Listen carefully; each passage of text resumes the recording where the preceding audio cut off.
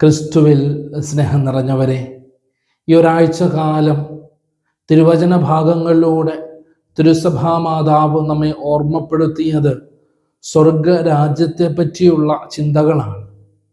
ആണ്ടുവട്ടത്തിലെ 21-ാമത്തെ ഞായറാഴ്ചയിലേക്ക് നാം പ്രവേശിക്കുമ്പോൾ ആർക്കൊക്കെയാണ് ഈ സ്വർഗരാജ്യത്തിൽ പ്രവേശിക്കുവാൻ സാധിക്കുക എന്ന് ഇന്നത്തെ തിരുവചന ഭാഗങ്ങൾ നമ്മെ ഏവരെയും ഓർമ്മപ്പെടുത്തുന്നുണ്ട്. ഇന്നത്തെ ഒന്നാമത്തെ വായനയായ യെശയ്യാ പ്രവാചകന്റെ പുസ്തകം 66-ാം അധ്യായം 18 മുതലുള്ള തിരുവചന ഭാഗങ്ങൾ നമ്മെ ഓർമ്മപ്പെടുത്തുക ഒരു പുതിയ ജനത്തെ പറ്റിയുള്ള ചിന്തകളാണ്. ദൈവത്താൽ തിരഞ്ഞെടുക്കപ്പെട്ട ഒരു ജനം, അവനിൽ വിശ്വസിച്ച് അവൻ്റെ വാക്കുകൾക്ക് കാതോർത്ത് അവനാൽ ചേർക്കപ്പെട്ട ഒരു ജനം. യെശയ്യാ പ്രവാചകന്റെ പുസ്തകം 66-ാം അധ്യായത്തിൻ്റെ 19-ാമത്തെ വാക്യം ഇപ്രകാരമാണ് നമ്മെ ഓർമ്മപ്പെടുത്തുക: അവരുടെ മധ്യേ ഞാനൊരു അടയാളം സ്ഥാപിക്കും. സകല ജനങ്ങളെയും ഒരുമിച്ച് കൂട്ടുന്ന അടയാളത്തെ പറ്റിയാണ് ഇവിടെ പ്രവാചകൻ നമ്മെ ഓർമ്മപ്പെടുത്തുക. പുതിയ നിയമത്തിലേക്ക് നമ്മൾ കടന്നു വരുമ്പോൾ ലൂക്കാ സുവിശേഷകനും തൻ്റെ സുവിശേഷത്തിൽ ഇപ്രകാരം ഒരു അടയാളത്തെപ്പറ്റി വിവരിക്കുന്നുണ്ട്.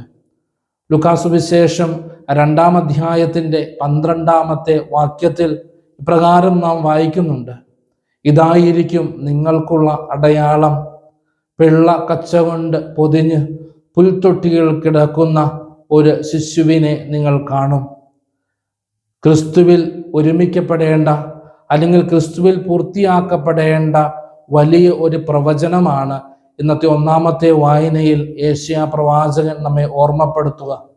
സകല ജനങ്ങളെയും ഒരുമിച്ച് കൂട്ടുന്ന ദൈവത്തിൻ്റെ വലിയ സ്നേഹത്തെ പറ്റിയാണ് ഇന്നത്തെ സുവിശേഷ ഭാഗത്തിൽ നമ്മൾ കാണുന്നതും അതോടൊപ്പം തന്നെ ഇന്നത്തെ എല്ലാ വായനകളിലും നമുക്ക് കാണുവാനായിട്ട് സാധിക്കുന്നതും.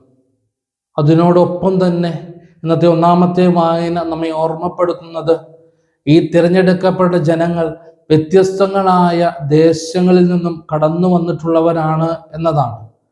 ഇസ്രായേൽ ജനത്തിനോടൊപ്പം തന്നെ വ്യത്യസ്തങ്ങളായ വിജാതീയ സമൂഹത്തിൽപ്പെട്ടവരും ഈ വിളിച്ചു ചേർക്കലിൻ്റെ ഭാഗമായി തീരുന്നു എന്ന് ഇന്നത്തെ ഒന്നാമത്തെ വായന നമ്മെ ഓർമ്മപ്പെടുത്തുന്നു. പുതിയ നിയമത്തിൽ ക്രിസ്തുവിൻ്റെ വചനവുമായി നാനാദേശങ്ങളിലേക്ക് കടന്നു ചെന്ന അപ്പസ്തോലന്മാരെയും അവരിലൂടെ ഒന്നു ചേർക്കപ്പെട്ട ക്രിസ്തീയ സമൂഹത്തെയും അതിലൂടെ രൂപപ്പെട്ട സഭയെയുമാണ് ഇതിലൂടെ തിരുസഭാ മാതാവ് നമ്മെ ഓർമ്മപ്പെടുത്തുക. ഇന്നത്തെ പ്രതിവചന സങ്കീർത്തന ഭാഗമായ സങ്കീർത്തനം 117 നമുക്ക് നൽകുന്ന വലിയൊരു ആഹ്വാനം നമ്മിൽ ഓരോരുത്തരും നിക്ഷിപ്തമായിരിക്കുന്ന ദൈവവചന പ്രഘോഷണത്തിൻ്റെ വലിയ ഉത്തരവാദിത്തത്തെ പറ്റിയാണ്. നിങ്ങൾ ലോകമെങ്ങും പോയി എല്ലാ സൃഷ്ടികളോടും സുവിശേഷം പ്രസംഗിക്കുക എന്ന് പറയുന്നതിലൂടെ, മാമോദീസ എന്ന കൂദാശയിലൂടെ നാം ഓരോരുത്തരും സ്വീകരിച്ച ക്രിസ്തുവിൻ്റെ രാജകീയ പൗരോഹിത്യ ധർമ്മത്തിൽ പങ്കുകാരായി തീരണം എന്നുള്ള വലിയ ചിന്തയാണ് ഇന്നത്തെ വായന നമ്മെ ഓർമ്മപ്പെടുത്തുക.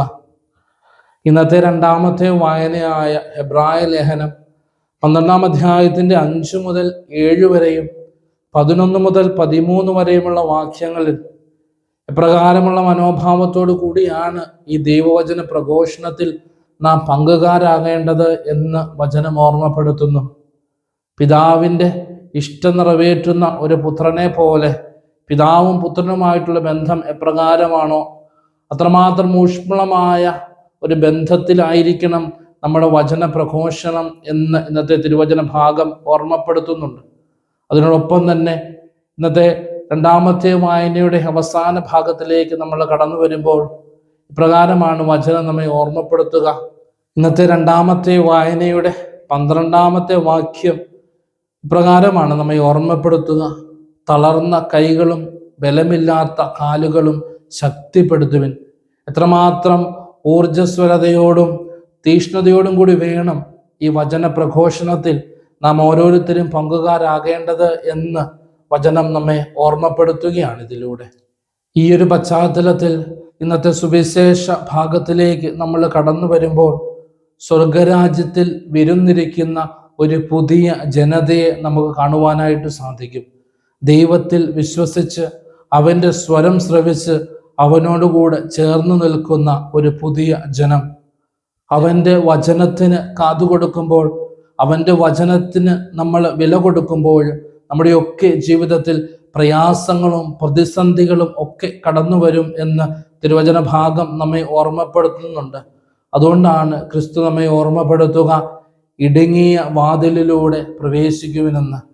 ദൈവരാജ്യത്തിലേക്കുള്ള പ്രവേശന കവാടം എപ്പോഴും ഇടുങ്ങിയതാണ്. പ്രയാസങ്ങളിലൂടെയും പ്രതിസന്ധികളിലൂടെയും ഒക്കെ കടന്നു പോയെങ്കിൽ മാത്രമേ ആ വാതിൽ കടന്ന് അവനോടൊപ്പം ചേർന്ന് വിരുന്നിനിരിക്കുവാനായിട്ട് നമുക്ക് സാധിക്കുകയുള്ളൂ. ഇന്നത്തെ ഒന്നാമത്തെ വായനയിൽ വ്യത്യസ്തങ്ങളായ ദേശങ്ങളിൽ നിന്നും വിളിച്ച് ചേർക്കപ്പെട്ട ജനതയെ നാം കാണുന്നുണ്ട്. പ്രിയമുള്ളവർ, നമ്മുടെയൊക്കെ അനുദിന ജീവിതത്തിൽ ക്രിസ്തുവിൻ്റെ വചനം മറ്റുള്ളവരിലേക്ക് എത്തിക്കണം എന്നുള്ള വലിയ സന്ദേശമാണ് തിരുവചന ഭാഗം നമുക്ക് നൽകുക.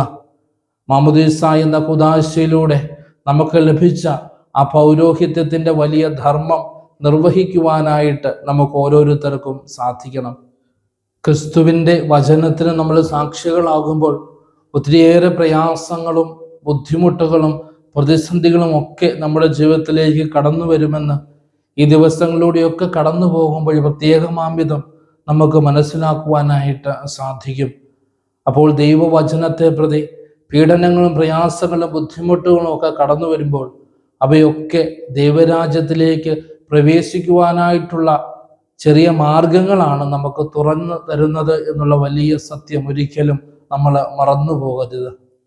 ക്രിസ്തു തന്നെയാകുന്ന ആ അടയാളത്തിൽ വിശ്വസിച്ചുകൊണ്ട് മുൻപോട്ട് പോകുവാനുള്ള വലിയ ആഹ്വാനമാണ് തിരുവചന ഭാഗം നമുക്ക് നൽകുക. ക്രിസ്തുവിൽ വിശ്വസിച്ച് നിത്യജീവൻ പ്രാപിച്ച ഒത്തിരിയേറെ വ്യക്തികളെ പുതിയ നിയമഗ്രന്ഥത്തിലുടനീളം നമുക്ക് കാണുവാനായിട്ട് സാധിക്കും. അതിൽ ഏറ്റവും പ്രധാനപ്പെട്ട ഒരു വ്യക്തിയാണ് തൻ്റെ മരണത്തിൻ്റെ അവസാനത്തിൽ പോലും ക്രിസ്തുവിൽ വിശ്വസിച്ചുകൊണ്ട് സ്വർഗരാജ്യത്തിൽ പ്രവേശിച്ച നല്ലവനായ കള്ളൻ. പ്രിയമുള്ളവരെ, നമ്മുടെയൊക്കെ അനുദിന ജീവിതത്തിൽ ക്രിസ്തുവാകുന്ന അടയാളത്തെ വിശ്വസിച്ചുകൊണ്ട് അവനെ മുറുകെ പിടിച്ചുകൊണ്ട് മുൻപോട്ട് പോകുവാനായിട്ട് നമുക്ക് സാധിക്കണം. പഴയ നിയമത്തിൽ പറഞ്ഞു വയ്ക്കപ്പെട്ട ക്രിസ്തുവാകുന്ന അടയാളം സ്വീകരിച്ചുകൊണ്ട് മുൻപോട്ട് പോകുവാനുള്ള വലിയ കൃപയ്ക്കായിട്ട് നമുക്ക് പ്രാർത്ഥിക്കാം. ദൈവം നമ്മെല്ലാവരെയും സമൃദ്ധമായി അനുഗ്രഹിക്കട്ടെ.